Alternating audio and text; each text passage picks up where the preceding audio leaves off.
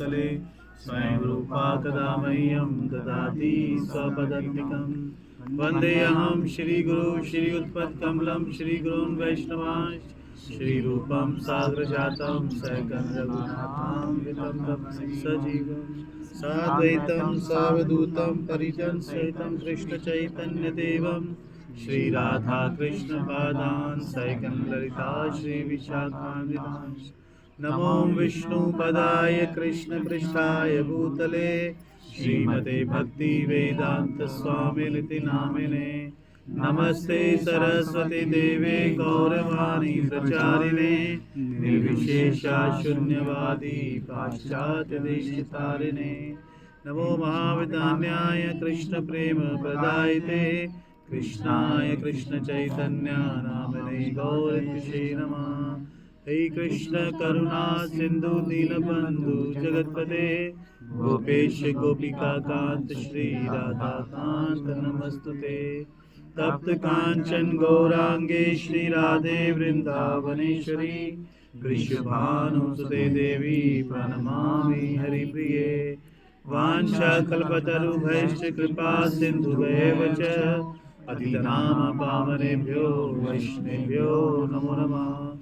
जय श्री कृष्ण चैतन्य प्रभु नित्यानंद श्री अद्वैत गदाधर श्रीवासादि गौर भक्तवृंद हरे कृष्णा कृष्णा कृष्णा हरे हरे हरे राम राम राम हरे हरे।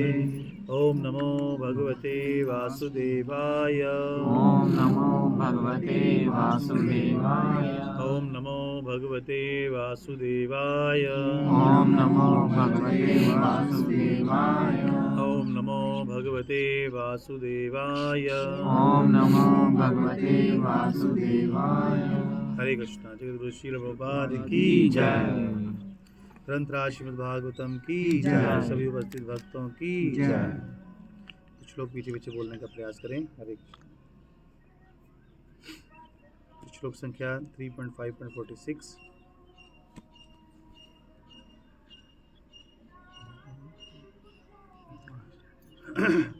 अनेन ते देव कथा सुधाय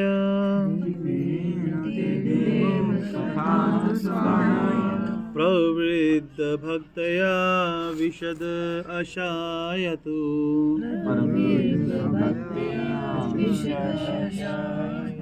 वैराग्यसरं प्रतिलभ्य बोधम् यथाञ्जसा अनवियु अकुण्ठधिष्ठयम्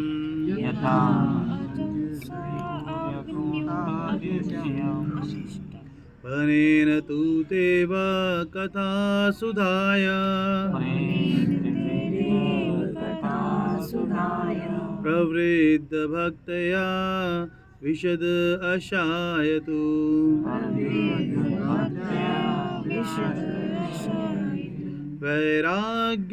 वैराग्यसरं प्रतिलभ्य बोधम् यथा अंजसा अन्वियो अकुण्ठधिष्ठयम्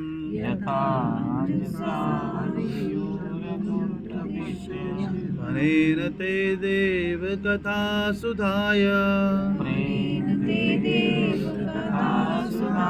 प्रवृद्ध भक्तया विशदाशाय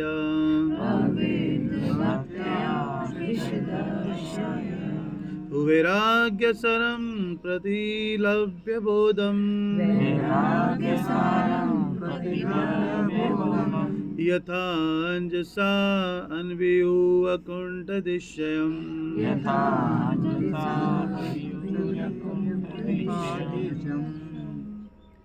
हरे कृष्ण। इसका अनुवाद तो करना है।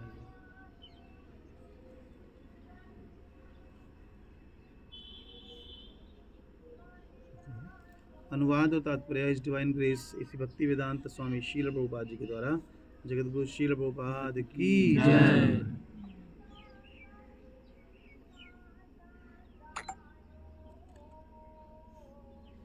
डाल दूंगा।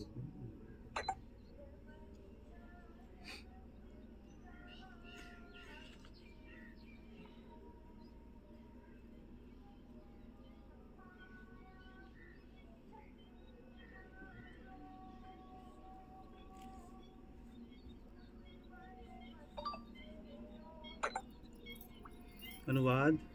हे प्रभु, जो लोग अपनी गंभीर प्रवृत्ति के कारण प्रबुद्ध भक्ति की अवस्था को प्राप्त करते हैं, वे त्याग और ज्ञान के पूर्ण अर्थ को प्राप्त करते हैं और आपकी कथाओं के अमृत का पान करने मात्र से आध्यात्मिक आकाश में वैकुंठ लोक को प्राप्त करते हैं।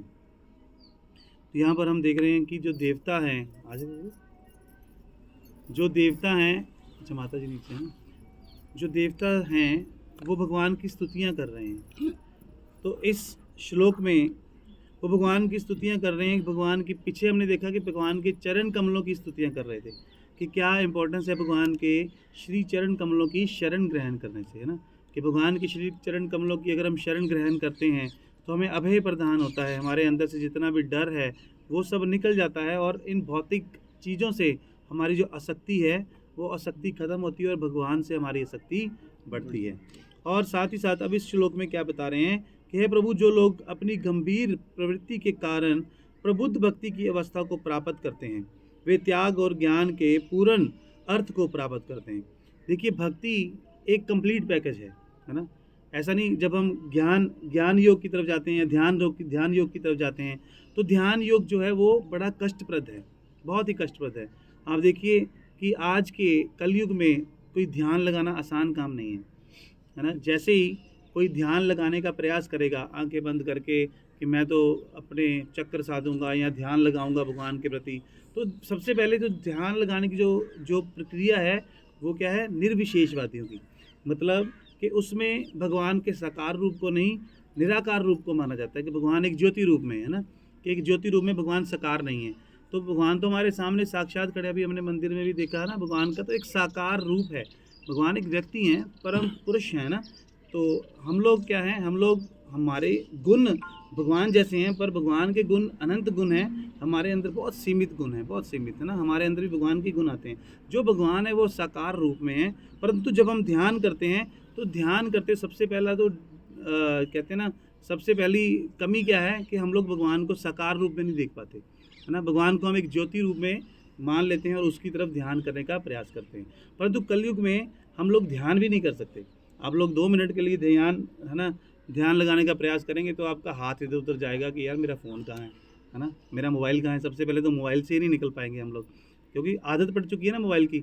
आप वैसे ही देख लीजिए, अगर हम वैसे कोई ध्यान ना भी लगाएं, किसी से बात कर रहे हैं तो 5 मिनट फ़ोन इधर पड़ा होगा तो साथ ही फ़ोन उठा के देखेंगे, अरे किसी का मैसेज तो नहीं आया, किसी कॉल तो नहीं आई हो चाहे ना भी आई हो, तो भी हमारा ध्यान जो है वो मोबाइल से नहीं बाहर निकलता। तो इस संसार की चीज़ों से हमारा ध्यान किस प्रकार से बाहर निकलेगा ना, और कैसे निकलेगा। जब हम ध्यान लगाएंगे, हमारा दिमाग जो है हमारा, वो कहीं ना कहीं भागेगा, हमारे घर में भागेगा, हमारे बिजनेस में भागेगा, हमारे रिश्तेदारों, हमारे दोस्तों की तरफ भागेगा। अरे मैंने आज दिन में ये काम करने हैं, अरे आज मैंने दिन में वो काम करने हैं। तो इसलिए जो ध्यान प्रक्रिया है वो कोई आसान काम नहीं, वो क्या है, कष्टप्रद है ना। कितने अगर ध्यान के द्वारा आप भगवान की प्राप्ति करने का प्रयास करेंगे तो कितने ही वर्ष लग सकते हैं, कई हज़ारों वर्ष, कितने जन्म लग सकते हैं कि भगवान को हम ध्यान द्वारा प्राप्त कर लें। पर वो एक आसान तरीका नहीं है। परंतु जो भक्ति है, भक्ति बहुत ही आसान तरीका है भगवान को प्राप्त करने के लिए। हमने करना क्या है, केवल भगवान की कथाएं श्रवण करनी है, भगवान का नाम जप करना है और भक्तों का संग करना है। 4 रूल फॉलो करने हैं ना। जो शास्त्रों में चीज़ें दी गई हैं कि ये नहीं करनी, डूज एंड डोंट्स को फॉलो करना है ना। जो दिया गया है ये फॉलो करना है, उसको फॉलो करना है। जो नहीं बोला गया कि ये नई चीज़ें नहीं करनी, उनको नहीं करना, है ना। तो इस प्रकार से हम लोग भक्ति योग में आगे बढ़कर भगवान को बड़ी सरलता से प्राप्त कर सकते हैं। और आपकी कथाओं के अमृत का पान करने मात्र से आध्यात्मिक आकाश में वैकुंठ लोक को प्राप्त करते हैं। केवल भगवान की कथाओं को श्रवण करने मात्र से, है ना। अगर हम सोचें कि हम लोग घर पे बैठ के भक्ति कर लें, भगवान की कथाओं के श्रवण ना करें, तो यहाँ पर कह रहे हैं कि हमें तो भी भगवान के वैकुंठ लोक की प्राप्ति नहीं हो सकती, है ना। माला करने से हमारा हृदय शुद्ध होगा, परंतु भगवान से प्रेम नहीं हो पाएगा, है ना। प्रेम नहीं हो पाएगा। प्रेम कैसे होगा, जब हम भगवान की कथाएं को श्रवण करेंगे ना। एक कहते हैं ना, एक हीरो, हम अपनी लाइफ में भी किसी न किसी को हीरो मानते हैं ना। हीरो क्यों मानते हैं हम? हीरो उसको इसलिए मानते हैं, उसके बारे में सुन रखा होता है, उसको देख रखा होता है, अरे इसमें तो ये पावर है, इसमें ये है, इसमें ये गुण है, इसमें वो गुण है। तो उन गुणों को सुनने के बाद ही हम किसी को अपनी लाइफ में आइडल बनाते हैं ना। ऐसे ही है। तो भगवान के साथ भी प्रेम तभी होगा जब हम भगवान के गुणों के बारे में श्रवण करेंगे, भगवान के बारे में श्रवण करेंगे। जब तक हम भगवान के बारे में श्रवण नहीं करेंगे तो तब तक क्या होगा तब तक हमारे अंदर भगवान के प्रति प्रेम जो है वो प्रेम उत्पन्न नहीं होगा।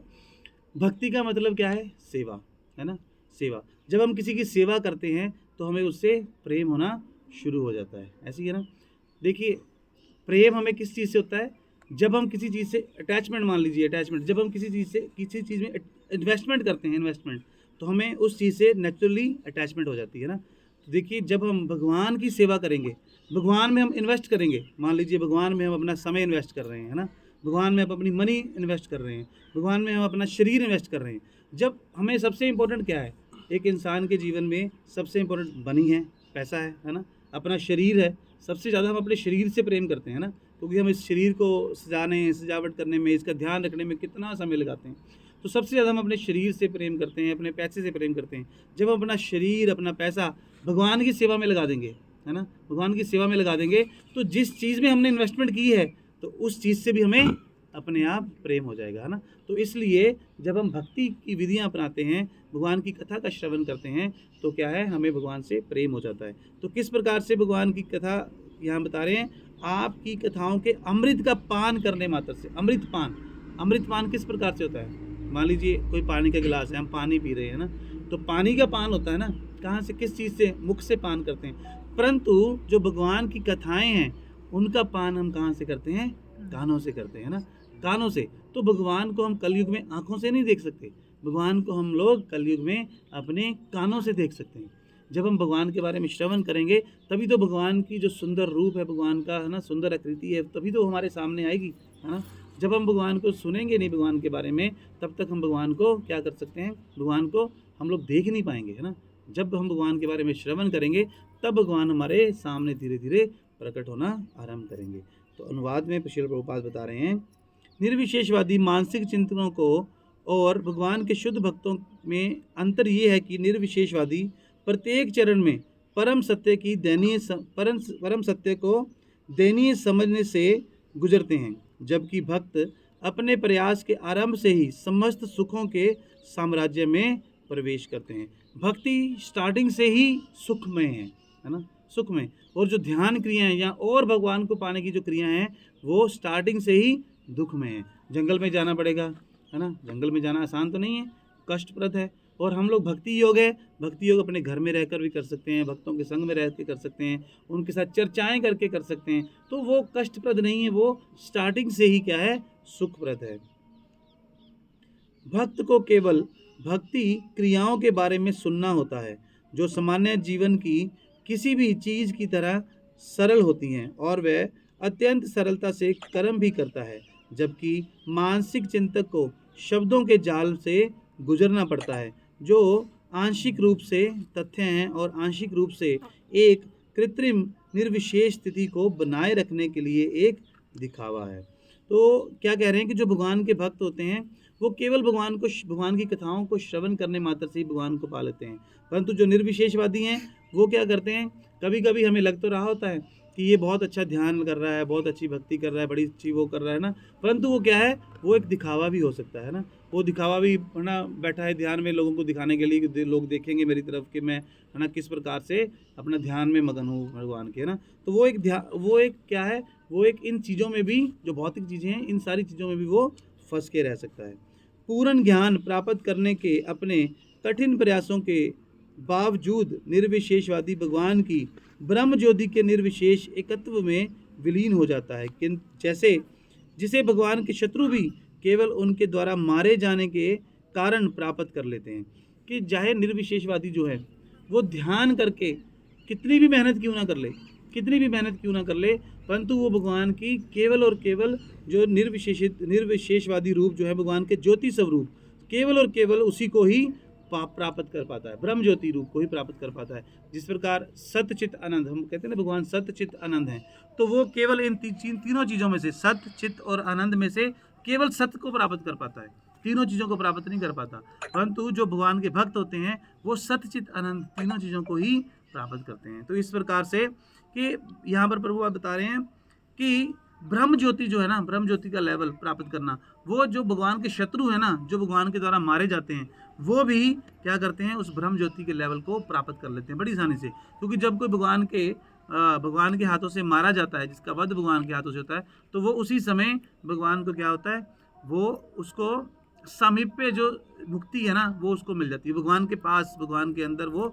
समा जाता है। हम देखते हैं ना कई सीरियल्स में भी आता है ना, शिशुपाल का भगवान ने वध किया तो उसी समय उसकी जो आत्मा थी वो भगवान में ही समाहित हो गई। तो इस प्रकार से क्या है कि ऐसी जो मुक्ति है वो भगवान के शत्रुओं को जब भगवान के द्वारा मारे जाने पर भी प्राप्त हो जाती है। हालांकि भक्त ज्ञान और वैराग्य की सर्वोच्च अवस्था को प्राप्त करते हैं और वैकुंठ लोक आध्यात्मिक आकाश के ग्रहों को प्राप्त करते हैं। निर्विशेषवादी केवल आकाश को ही प्राप्त करते हैं, वो इस आकाश को नहीं भेद पाते, है ना। जिस प्रकार से अधूरी है उनकी भक्ति, क्या है, अधूरी है, वो प्रॉपर गोलोक वृंदावन धाम तक नहीं पहुंच पाते। केवल भगवान का जो ज्योति रूप है, जो भगवान के शरीर का प्रकाश है, जो हर तरफ फैला हुआ है आध्यात्मिक आकाश में, तो वो उस आकाश तक ही पहुंच पाते हैं, पर भगवान के साथ रहकर भगवान की लीलाओं में वो प्रविष्ट नहीं हो पाते। निर्विशेषवादी केवल आकाश को प्राप्त करता है और उसे कोई मूर्त दिव्य आनंद प्राप्त नहीं होता, जबकि भक्त उन लोकों को प्राप्त करता है जहाँ वास्तविक आध्यात्मिक जीवन व्याप्त है। गंभीर भाव से युक्त भक्त समस्त उपलब्धियों को धूल के समान फेंक देता है और केवल भक्ति दिव्य पराकाष्ठा को ही स्वीकार करता है। जिस प्रकार मान लीजिए कोई कहीं गिर जाए तो उसके कपड़ों पे धूल लग जाए, है ना, वो सबसे पहले क्या करेगा, उस धूल को झाड़ेगा ना। तो कहते जो भगवान के भक्त होते हैं ना, उनके अंदर जितनी भी उपलब्धियां होती हैं, जितना भी उनके अंदर मतलब प्राउड होता है ना, वो सबसे पहले इन सब चीज़ों को अपने कपड़ों से, अपने शरीर से, अपने अंदर से उसको झाड़ देता है ना। जब वो भगवान की कथाओं को श्रवण करता है ना, तो वो किसी भी प्रकार की उपाधि में नहीं फंसता कि I am so and so, I am so and so, मैं ये हूँ, मैं इतना बड़ा बिजनेसमैन हूँ, मैं इतना बड़ा एम्प्लॉयर हूँ, या इतना बड़ा मैं एक बहुत बड़े गवर्नमेंट के पद पर हूँ। वो इन सब उपाधियों से वो बाहर निकल जाता है, वो इन उपाधियों में नहीं फंसता, वो केवल और केवल भगवान की भक्ति में रहना पसंद करता है, भगवान की भक्ति में ही रहकर भगवान के पास जाना पसंद करता है। तो इस प्रकार हमें भगवान की कथाओं को श्रवण करना है, और भगवान की कथाओं को श्रवण करने मात्र से ही हम भगवान को जान पाते हैं, और जब ज्ञान हमें प्राप्त होगा तो तभी हम भगवान को समझ पाएंगे ना। जब सुनेंगे तो भगवान को समझ पाएंगे, जब नहीं सुनेंगे, नहीं श्रवण करेंगे, तो हम कभी भी भगवान को समझ नहीं पाएंगे ना। वैसे तो भगवान को समझना आसान नहीं है ना, है ना, भगवान को समझना आसान नहीं है। बड़े बड़े कहते हैं ना ब्रह्मा और कोई भी भगवान को नहीं समझ पाता। भगवान की लीलाएं इतनी अनंत हैं, भगवान इतने अनंत हैं, परंतु कुछ हम लोग जब तक श्रवण करेंगे तो कुछ भगवान को समझने का हमें अवसर मिलेगा, है ना। तो जितना भी हम भगवान को समझ पाएंगे हमारी इस छोटी सी बुद्धि से, उतने में ही हमारा जीवन जो है वो सफल हो सकता है। हरे कृष्णा। जगद्गुरु श्रील प्रभुपाद की जय। हरे कृष्णा कृष्ण कृष्ण हरे हरे, हरे राम राम राम हरे हरे। और हरि प्रेमानंद।